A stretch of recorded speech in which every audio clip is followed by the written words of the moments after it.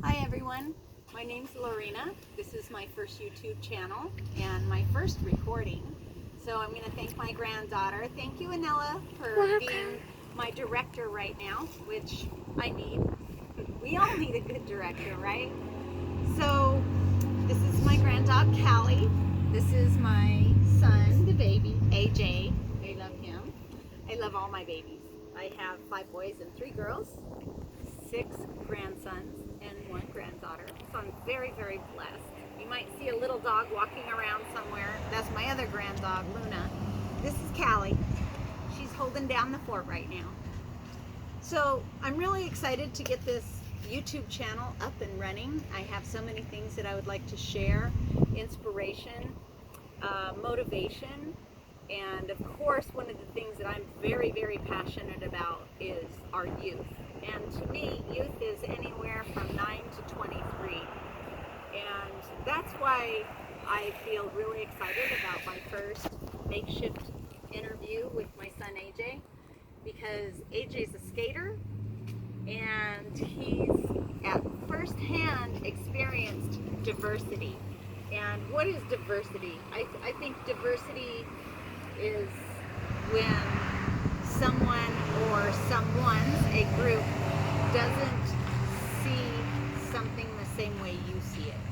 Like, a lot of people don't see skating as being productive and a good movement and enhancing, and it helps a person to not be in depression or have anxiety. It's kind of like when someone has an interest or a hobby and they get into it, and it like takes them out of their headspace. It takes them out of everything that's happening, whether it's school, work, relationships, whatever it is. And it gives them an opportunity to just get out there and ride. But in any sport, no matter what it is, you're going to have the hero and the not the hero, the bad guy, right? So when people, I think in my experience, when people say, oh, your son's a skater, well, is he going down the wrong path? I would have to say, what gives people the right to express their expression or their point of view on the way that they see a certain act or an action? And these are the type of things that I want to start talking about and sharing on YouTube, because I think that there's such a misperception of not just sports, but people and what they do. I mean, look at, people are killing each other in the name of religion.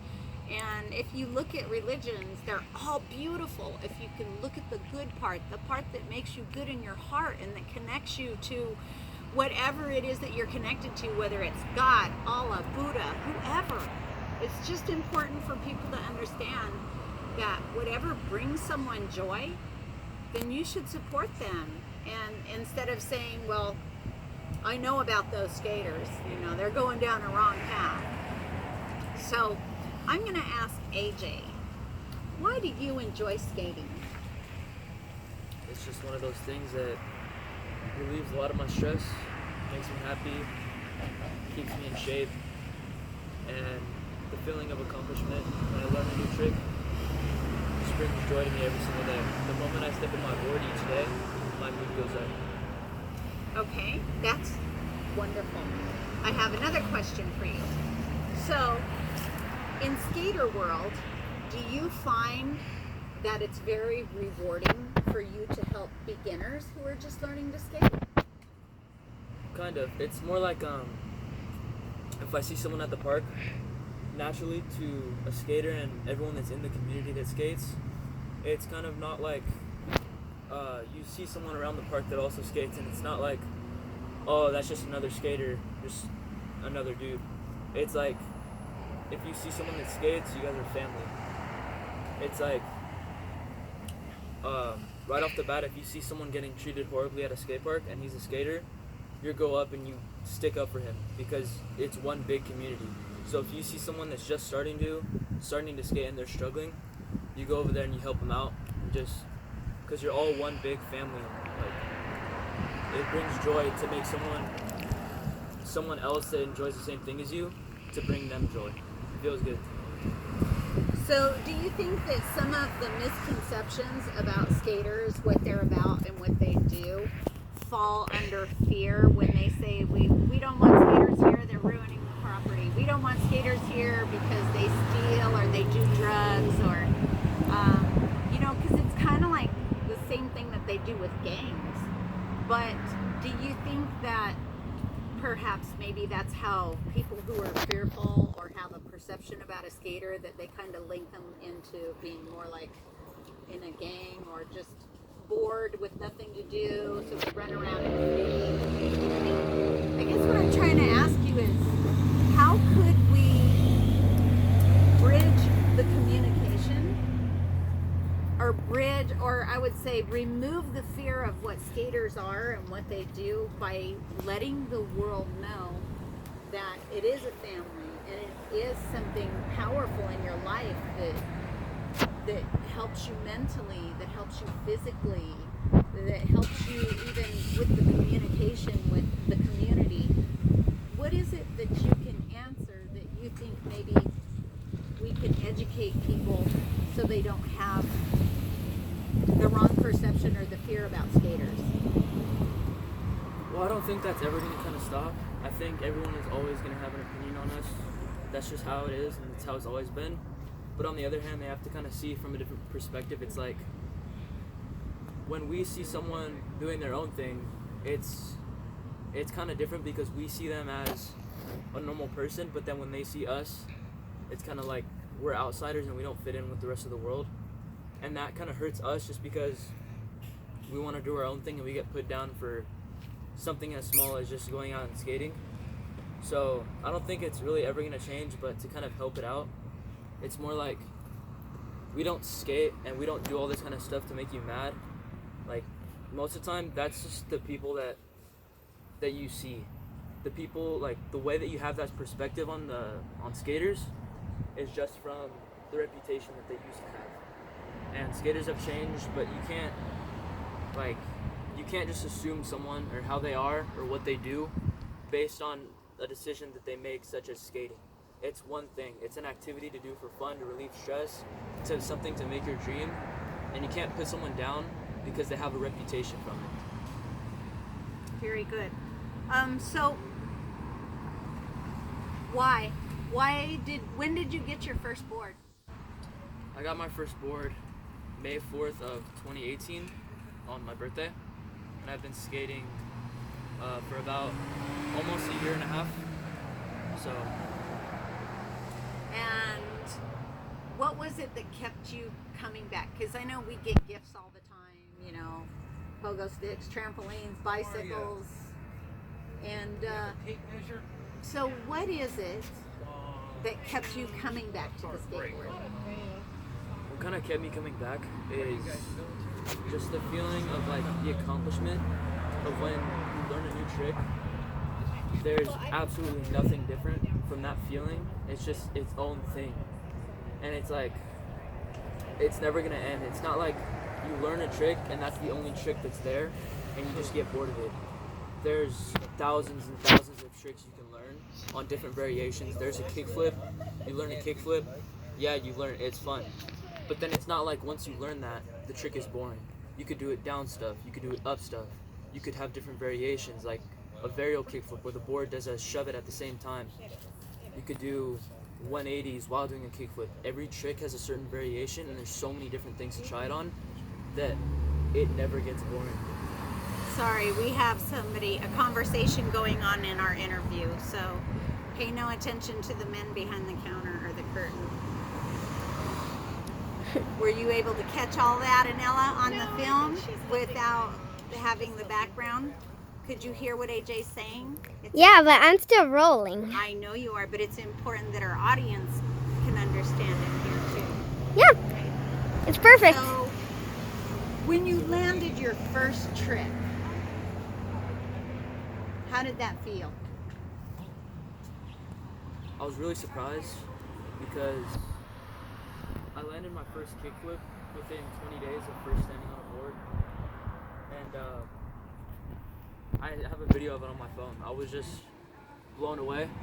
I remember just doing the trick and landing back on the board and putting my head up in surprise and looking around because I was like, I was in shock that I actually landed it, and I was so happy because it meant a lot to me, because it was like, it kind of felt like that was my start. Right when my feet touched that board after it flipped, I felt like I wanted to make this a thing for me, a thing in my life, because it just, like, even that small feeling gets bigger and bigger each time I land a new trick, and it feels amazing. I love that. I love that description because it's kind of like what you hear when a surfer starts surfing, when they catch their first wave. Like, when did you enjoy surfing? When I caught that first wave. And then for you, when you landed your first kickflip, like, hooked. So when you, I know it's hard to say now because you're not there, but as a mom, you know, when your child wants to start skateboarding, you're like, oh, be careful, wear your wrist guards and your knees and your elbows and your helmet. And I always want to protect my kids. And now that I see him out there with all of his protective gear, I still have to go like this because I'm like, oh no. And then he's like, oh, I'm okay. But what would you tell your son when you grow up? Let's say that you have a son and Or a daughter. or a daughter. Very good, Anella. Or a daughter, because we know there's a lot of really great skaters too that are girls. So are you going to wait for them to ask you about a board or a bike or anything? Or are you going to kind of start supporting and how would you feel like about your own children being skaters and knowing what you've gone up against with the ridicule and, you know, people's opinions and saying that, you know, skaters are nothing but trouble and throwing their life away and, you know, and although you absolutely know it's not true and you know the people that you're with and they're an incredible family who sticks together, they feed each other, they laugh. I know that when you guys have problems in family or home or depression or anxiety, that you come together and talk about it instead of acting out in society as you would like independently and frustrated. So knowing all of this, is this something that you're going to introduce to your children and support, or are you just going to wait and see if they kind of acclimate to it on their own? Well, I thought of this about this for a while. It's kind of like, I'm definitely not going to wait until they get interested. I'll show it to them and I'll buy them the board and everything. And if they like it and they enjoy it the same way I did, then I'm going to 110% support them throughout their whole entire life on it. Just because I know this from my point of view, and my friends don't have the same. But if I have something I want and I have this certain mindset about it, I put my mind to it and it happens. There's not a single time where I'm thinking I can't do it, because if I put my mind to that, I can land the trick, I can do it, I can do whatever I want. Like, if I do that right, and I think I have my mind set to doing that, I'm gonna do it. So, with my kids or whatever, if they wanna start skating, and they wanna make it a dream just like I do, I'm gonna support them in every single way possible. I love that. All parents should be that way. Most definitely. And even if it's not skating, if it's something else, like they want to surf, they want to ride a bike, they want to do good in school and go on and have this big education, whatever it is, I'm going to tell them the same thing. Have a good mindset about it and tell yourself you can do it, because the best thing to do, if you don't have self-motivation, you're not going to succeed. You need that self-motivation to push yourself forward. I love that. That's such a great key advice. So I know you said something so amazing and profound, wonderful, and he's 15. He's so incredible and so full of wisdom, and he's a great counselor for me many times, as well as his friends, and I'm so honored to have him as my first interview. So can I ask you to look out there in YouTube land, and for the youth, for people who are more in your age range, who feel like they can't do what they love to do because others don't approve of it or agree. For those who want to do something but they're not very good at it, And so maybe their friends tease them or people hassle them, but they want to do it so bad.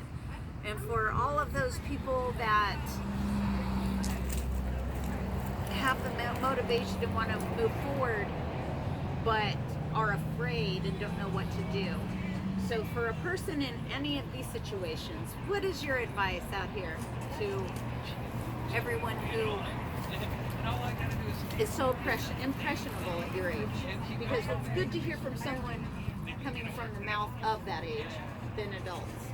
I think the reason that I'm like, a lot of people that I know that skate, they're pretty good and all, but like I've gotten a lot better way quicker than they have, just because of the way that I think about things.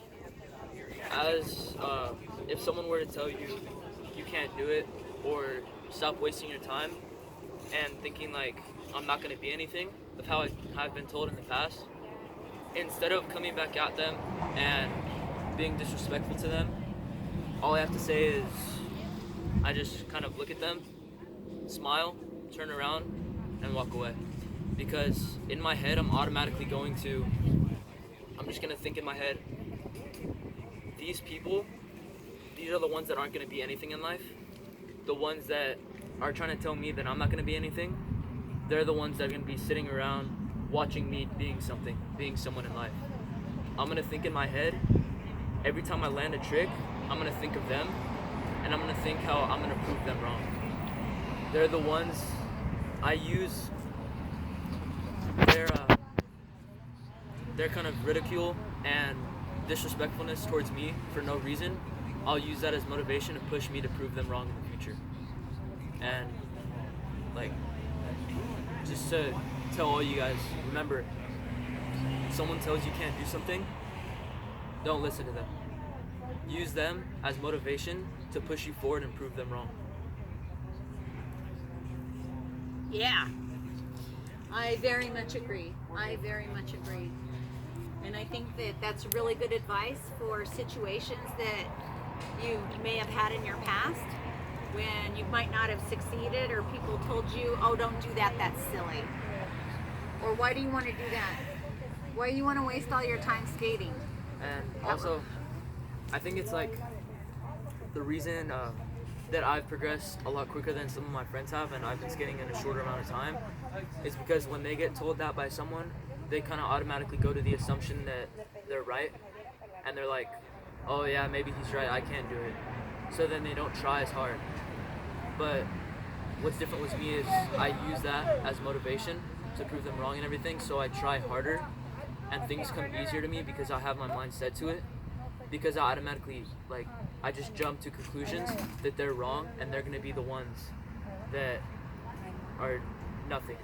And I'm going to be the one that's making money, proving them wrong, when some people that I know, on the other hand, are just going to be like automatically coming to the conclusion that the person said it is right, that they won't be anything, they won't make it, so they think they can't. They put their mind to thinking that they can't do it, so they won't do it. So they have to automatically assume and think the person's going to be wrong.